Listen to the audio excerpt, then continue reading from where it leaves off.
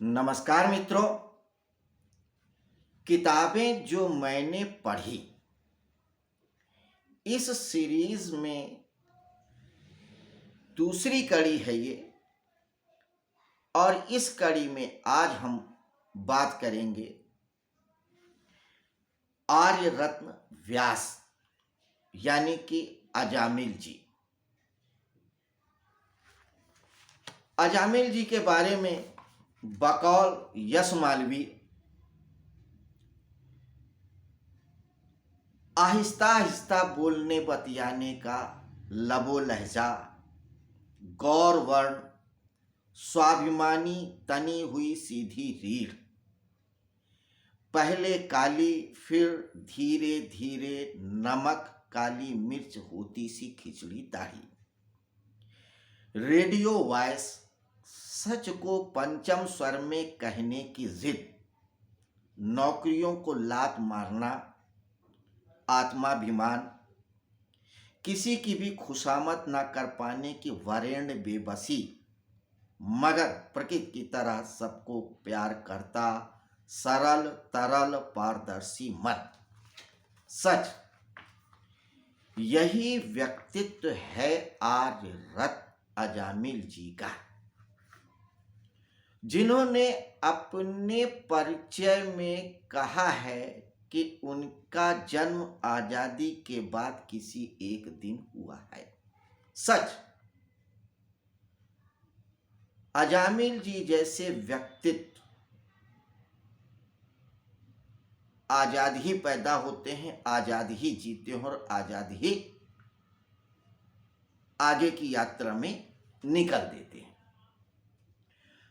आर्य रत्न अजामिल जी को आज भी देश की साहित्यिक सांस्कृतिक नगरी प्रयागराज में साइकिल से आते जाते देखा जा सकता है।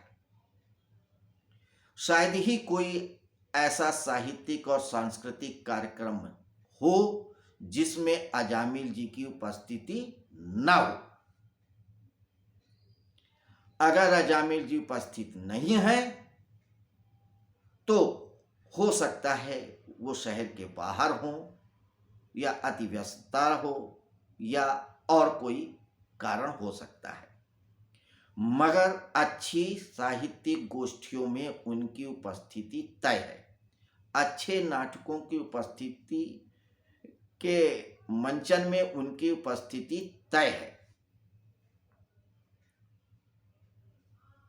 अजामिल जी से मेरा परिचय आज का नहीं, बहुत पुराना है, कई दशकों का है। हम लोगों से सीनियर रहे हैं, व्यक्तित्व में भी, कृतित्व में भी, उम्र में भी। अजामिल जी से मिलने का एक अपना आनंद है, बतियाने का अपना अलग रस है। धीरे धीरे बोलना, मुस्कुरा के बोलना, अपनी बात को दृढ़ता से मगर शालीन तरीके से कहना, कोई उनसे सीखे। अजामिल जी सिर्फ एक कवि नहीं है, एक अच्छे चित्रकार भी हैं, एक अच्छे फोटोग्राफर भी हैं, एक अच्छे अभिनेता भी हैं, एक अच्छे रंग निर्देशक भी हैं। बहुमुखी प्रतिभा के धनी हैं आर्य रत्न व्यास जी अर्थात अजामिल जी।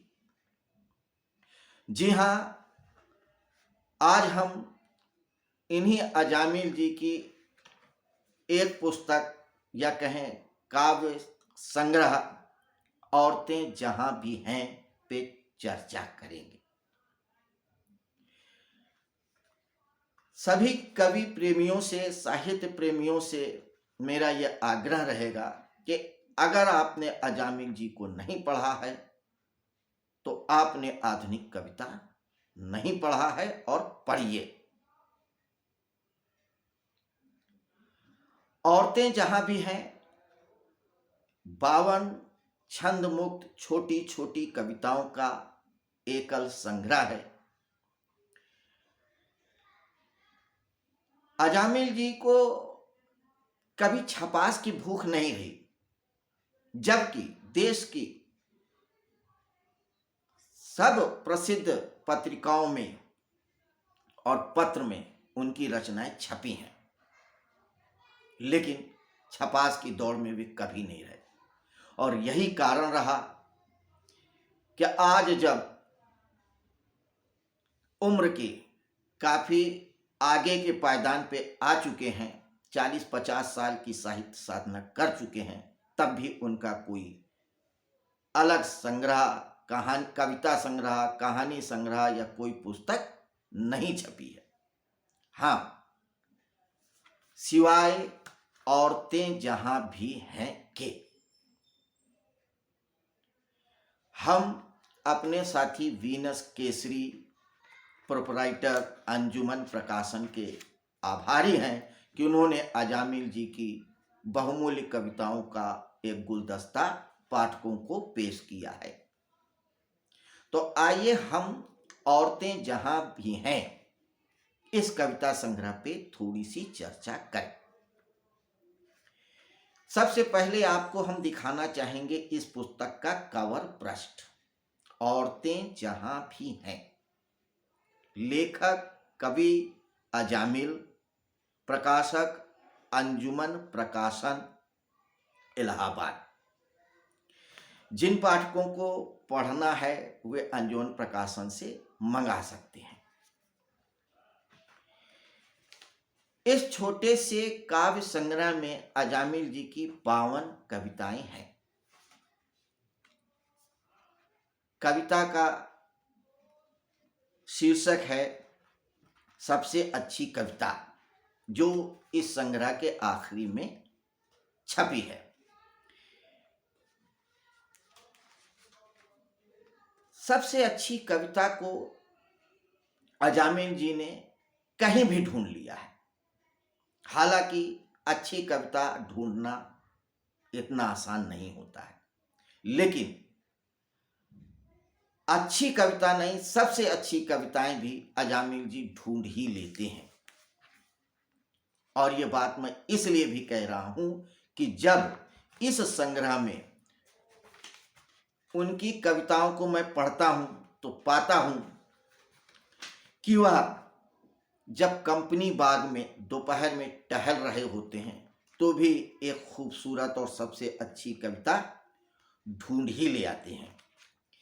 या जब वह घर में घरेलू लोगों के घर में छोटे घरेलू नौकरों को देखते हैं, उनकी समस्याओं को देखते हैं, तो भी एक कविता लिख देते हैं। छोटू जूतों को देख करके भी वो सबसे अच्छी कविता लिख पाते हैं, युद्ध को देख करके भी लिख पाते हैं, इंटरनेट की जो प्रेम प्रसंग होते हैं जिसे आभासी दुनिया का प्रेम कहते हैं, उसको देख करके भी वे सबसे अच्छी कविता लिख पाते हैं। बाबूजी पे भी वे अच्छी कविता लिख पाते हैं। जीवन का कोई ऐसा क्षेत्र नहीं है, चाहे वो युद्ध का मैदान हो, चाहे वो बाग हो, चाहे वो छोटा बच्चा हो, कहीं पे भी वो ढूंढ लेते हैं सबसे अच्छी कविता। ये अजामिल जी की ही खासियत है, जो बिरले ही मिलती है। बड़े बड़े कवियों में भी ये बात नहीं मिलती है। आइए उनकी कविता, सबसे अच्छी कविता को ही हम देखते हैं क्या लिखते हैं। अजामिल जी कहते हैं, खोजता हूं अपने आसपास मैं अक्सर सबसे अच्छी कविता। तो सबसे अच्छी कविता वो ढूंढ लेते हैं प्रेम को लिखते हुए, महसूसते हुए। क्या महसूसते हैं? अपनी पहली कविता में इस संग्रह की, प्यार में जुआ। तुम मेरी इन 2 उंगलियों में से किसी एक को छुओ, तुम मेरी इन 2 उंगलियों में से किसी एक को छुओ, अभी तय हो जाएगा कि तुम मुझे प्यार करते हो या नहीं। मैंने डरते डरते उसकी एक उंगली छू ली, अब उसकी आंखों में आंसू थे। वह प्यार के जुए में जीत गई थी शायद। देखा कितनी खूबसूरती से और नाजुकी से एक अच्छी कविता ढूंढ लाए हैं अजामिल जी। यही नहीं, जब वह एक घरेलू नौकर के बारे में भी लिखते हैं, क्या कर रहे हो छोटू, कहाँ मर गए छोटू, लाइट जलाओ छोटू, लाइट बुझाओ छोटू, बंद करो ये टीवी ईवी, जाओ सो जाओ छोटू, छोटू छोटू छोटू, बड़ों बड़ों की थकी थकी दुनिया में वाकई बड़े काम का छोटू। तो देखा कितनी खूबसूरत कविता है। यही नहीं, सबसे अच्छी कविता कहते हुए अजामिल जी आगे कहते हैं, तने हुए हरे बांस के जंगलों में सुवासित गंध सी आवारा घूमती है, सीटी मारती सबसे अच्छी कविता। तो सबसे अच्छी कविता उनको मिल जाती है अलाव के इर्द गिर्द भी। तो क्या लिखते हैं, एक हल्की सी फुसफुसाहट उन पपड़ाए होठों पर कोई जख्म बना भी न पाई थी कि वे आगे हथेलियां गिराकर प्रश्न चिन्ह बन गए। तो देखा कहां कहां नहीं पहुंच रहे हैं जामिल जी। तो जंगलों में, कंपनी बाग में भी ढूंढ लाते हैं, फूलों में खिलती है, चटचटाती है कलियों में, पत्ता पत्ता बूटा बूटा सहलाती दुलराती है सबसे अच्छी कविता। तो कविता सिर्फ किताबों में नहीं मिलती है, सिर्फ बड़े बड़े छंदों में नहीं पिरोई जाती है। कविता, अच्छी कविता अगर आप ढूंढोगे तो कहीं भी मिल जाएगी, बस ढूंढने के लिए एक खोजी प्रवृत्ति होनी चाहिए, देखने के लिए आंख होनी चाहिए, महसूसने के लिए मन होना चाहिए अजामिल जी जैसा, तभी तो वो ढूंढ पाते हैं एक अच्छी कविता। कबाड़ में भी, जूते और टोपी में भी, कबाड़ में,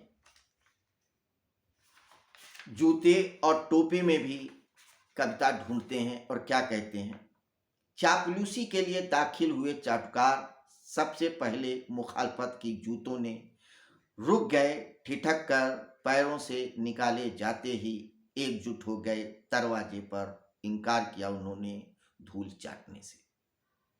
सिर चढ़ी टोपियां गईं साथ इसलिए उछाली गईं भरे दरबार में, फर्सी सलाम बजाते हुए गिरी कई कई बार उनके कदमों पर, खुददार थे मुई खाल के जूते जो डटे तो डटे रहे अंत तक, हिनहिनाती रही टोपियां राजा साहब की हाँ में हाँ मिलाकर।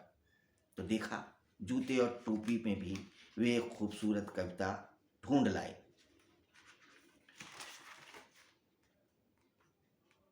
इसी तरीके से बाबूजी की चिट्ठियों में भी वो खूबसूरती ढूंढ लेते हैं, कविता ढूंढ लेते हैं।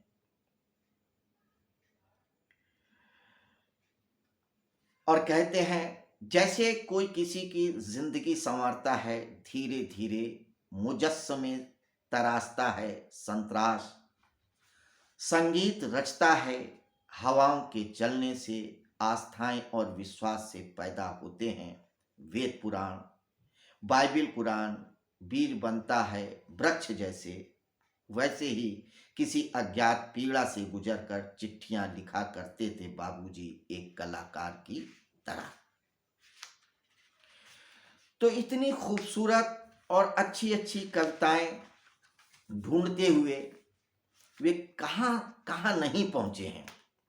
रिश्तों में पहुंचे, शब्द के सच में भी पहुंचे, गुनगुन एक छोटी बच्ची के लिए भी पहुंचे, और हर क्षेत्र में पहुंचे।